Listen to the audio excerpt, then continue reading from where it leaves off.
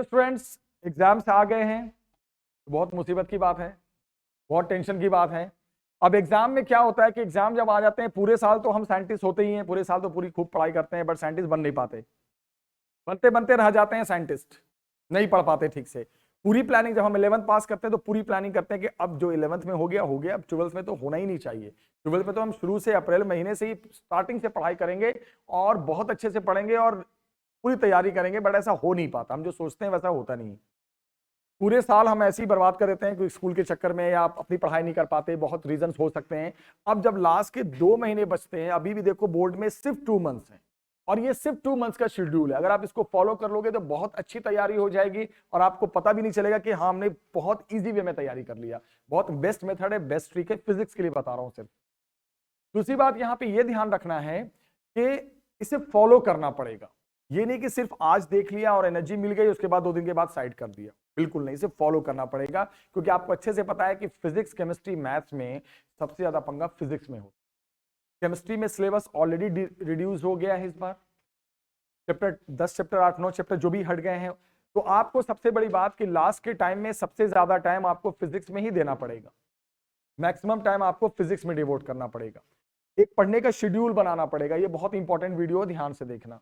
पढ़ने का आपको एक शेड्यूल बनाना पड़ेगा कि कैसे हम शेड्यूल बनाएं, तो वो बाद में बनाएंगे शेड्यूल, पहले हम टाइम टेबल बाद में बताएंगे, पहले हम आपको बता दें कि हमें तैयारी कैसे करनी है और कैसे कैसे सब कुछ लेके चलना है। तैयारी स्टार्ट करते हैं। सबसे पहले मैं आपको बता दूं कि जब हम स्टार्ट करेंगे तो आपको मैं 2 कैटेगरी में मैंने बांटा है। अब देखो बहुत ध्यान से, मैंने जो कैटेगरी 1 रखा है, जो मैंने पार्ट 1 रखा है, जो मैंने पार्ट 1 में टेबल बनाया है वो देखना, और इधर पार्ट 2 का टेबल देखना। ध्यान से वीडियो को देखना। पार्ट 1 में मैंने सिर्फ बड़े चैप्टर्स रखे हैं, जो बड़े चैप्टर्स हैं फिजिक्स के, बुक 1 बुक 2 नहीं किया, जो बिग चैप्टर्स हैं। जैसे आपको मैं स्टार्ट करता हूं, सबसे पहले हम शुरू करते हैं, जब पहला चैप्टर शुरू करते हैं इलेक्ट्रोस्टैट्स आता है, इसे हम चैप्टर 1 कहते हैं। अब आप ध्यान से देखो, चैप्टर 1 इलेक्ट्रोस्टैट्स और चैप्टर 2 भी इलेक्ट्रोस्टैट्स की है। अब ध्यान से देखना, पहले चैप्टर में इलेक्ट्रिक फील्ड है, दूसरे चैप्टर में इलेक्ट्रिक पोटेंशियल और कैपेसिटर है, पहले चैप्टर में electric field and Gauss theorem है। काफी बड़े चैप्टर हैं, जब हम रेगुलर पढ़ाते हैं तो 1-1 महीने लग जाते हैं इसको पढ़ाने में। अब ये इतने बड़े चैप्टर्स हम जब शुरू करेंगे तो अब क्या करना है कि आपको 2 महीने की प्लानिंग लेके चलनी है। मान लो आपने बांट दिया, जैसे 1 2 3 4 5 6 7 8 चैप्टर है, 2 महीने में होते हैं 60 डेज। ऑन एवरेज एक चैप्टर में आपको लगे, बहुत ज्यादा चलो ना 8 डेज मान लिया आपने, पर चैप्टर 8 डेज रख लिया, 8 चैप्टर 1 2। आप इसमें मत जाना, बीच में चैप्टर स्किप हुए हैं, आपको ऐसे देखोगे तो आपको लगेगा 10 चैप्टर, 10 नहीं, काउंट करो 1 2 3 4 5 6 7 8, ऑलमोस्ट 8 8 जा 64, ऊपर नीचे मिला के 4 दिन, राइट। तो ऑलमोस्ट 8 डेज तो आपको मिल रहे हैं एक चैप्टर में। अब 8 डेज में जैसे सुनना, अब आपने 8 डेज में 8 इधर हो गए और 8 इधर हो गए, तो इलेक्ट्रोस्टैट्स में मिल गए 16 डेज। अब आपको क्या करना है, 16 डेज के हिसाब से जहां भी आप पढ़ते हो, जहां भी टीचर्स पढ़ाते हैं तो रिवीजन कराएंगे, तो अब आपको क्या करना है, वो रिवीजन साथ साथ लेके चलेंगे, या आप अपने हिसाब से करना चाहते हो तो आप 16 डेज में दोनों मिलाओगे ना, दोनों, तो मैंने काउंट किए हैं अप्रॉक्स 49 टॉपिक्स हैं, 49, यानी एक दिन में 3 टॉपिक पढ़ लो, तो 16 3 जा 48, बस 3 टॉपिक इलेक्ट्रोस्टैट्स का पढ़ना, उससे ज्यादा पढ़ना ही नहीं। आपको ये टारगेट लेके चलना है कि ज्यादा पढ़नी है नहीं कि हमें पढ़ रहे तो अचानक पढ़ गए, रैंडम पढ़ लिया, ऐसा रैंडम नहीं पढ़ना। 3 तो 3, आगे नहीं पढ़ना, क्योंकि 16 डेज का टारगेट है आपका। लेकिन उसके साथ आपको साथ में, जिसको सप्लीमेंट्री कहते हैं, एक और चैप्टर रखना पड़ेगा फिजिक्स में, जिसका नाम हमने रख दिया है, अटैच कर दिया है इसके साथ अटैच कर दिया है चैप्टर 11, जिसे ड्यूअल नेचर, क्योंकि बहुत ही आसान चैप्टर, इधर के टेबल में सब छोटे छोटे चैप्टर्स हैं, इतने आसान है कि मैं क्या बताऊं, मुश्किल से 5-6 टॉपिक हैं इसमें।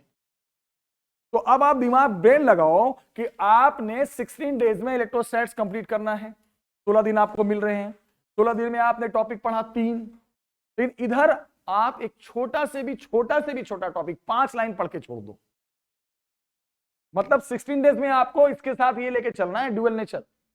तो अगर आप फिजिक्स में इलेक्ट्रोस्टैट्स में, मैं एक एग्जांपल बता रहा हूं, 1 आवर दे रहे हो, तो इधर आप सिर्फ 10 मिनट दो ना, बस। ये नहीं कि अच्छा लग रहा है तो पूरा पढ़ गए। अभी कोई भी चीज को कंप्लीट पढ़ते हो ना एक दिन में, तो आधी चीज तो भूल जाते हो उसी टाइम। तो आपने इसका पढ़ा 3 टॉपिक, इसका छोटा से भी छोटा टॉपिक के लिए कर लिया, क्योंकि 16 डेज इसके लिए बहुत है।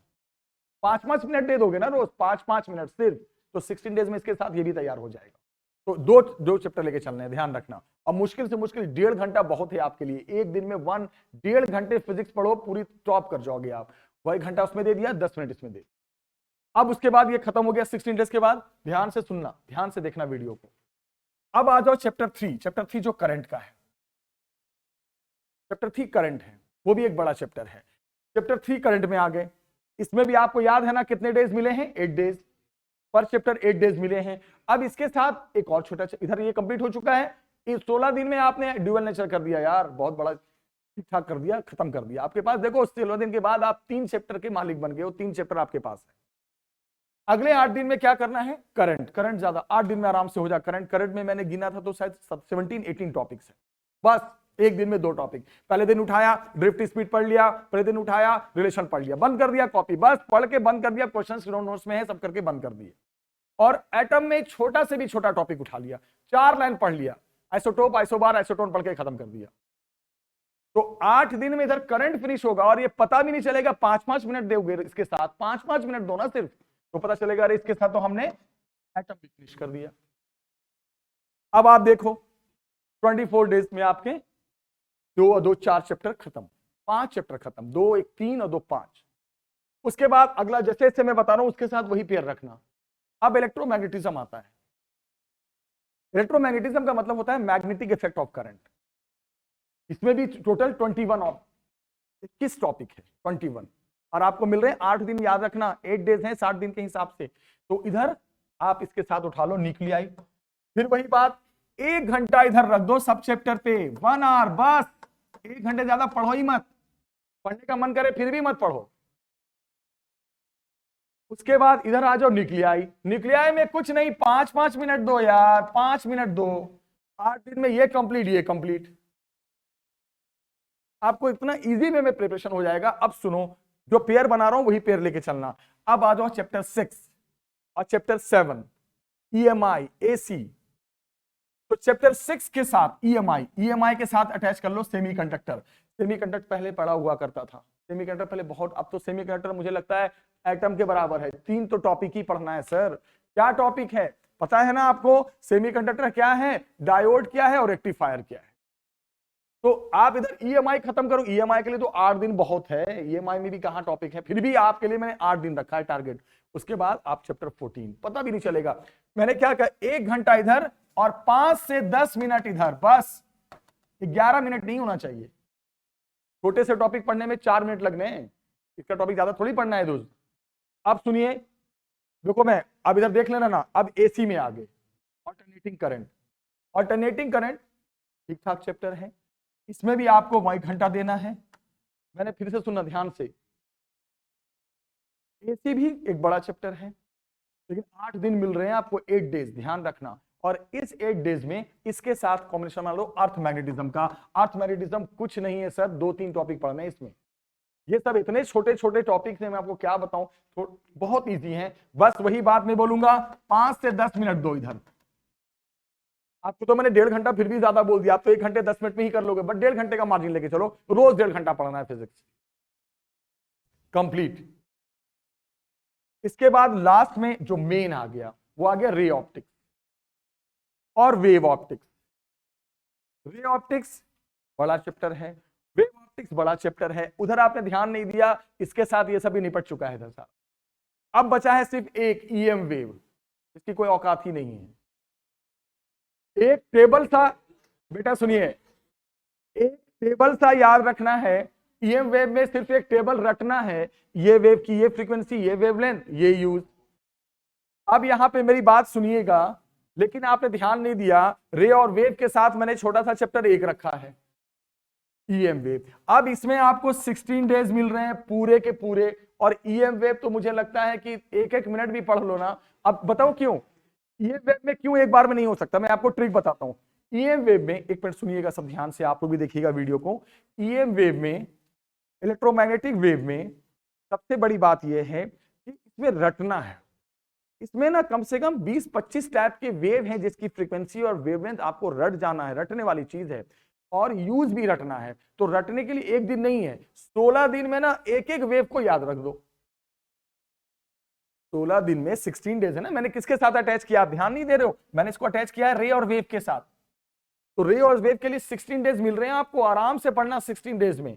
और मेरी बात सुन लो, और ईएम वेव में सिर्फ आप एक, जैसे आपने पढ़ा 1 घंटे, 5 मिनट में एक वेव को याद कर लिया, रेडियो वेव, ये फ्रीक्वेंसी, ये वेवलेंथ, ये यूज, 2-2 मिनट में। तो इस तरह आप देखो 64 अराउंड 60 डेज में आपकी पूरी तैयारी हो जाएगी। नंबर 2, सेकंड बात ध्यान से सुनना कि आप कभी रैंडम स्टडी में मत जाओ। आप रैंडम स्टडी का मतलब होता है कि हमने जो मन किया उठा लिया, आज ऑप्टिक्स उठा लिया, फिर इसको छोड़ के, ऐसे नहीं होगा। आप प्लानिंग से पढ़नी पड़ेगी, वरना रिजल्ट अच्छा नहीं होगा। आप इसको फॉलो करो। मैंने तो मैंने क्या कहा है आपको, देखो ये बहुत इंपॉर्टेंट है, आप चाहो तो स्क्रीनशॉट ले लेना इस वीडियो को, ऐसे ही टेबल बनाना, आप सबसे बेस्ट तैयारी हो जाएगी। और कितना आप टाइम ही दे रहे हो, अगर ये टेबल नहीं होगा आपके पास तो आपको पता नहीं चलेगा कि हम कितने घंटे क्या पढ़ें।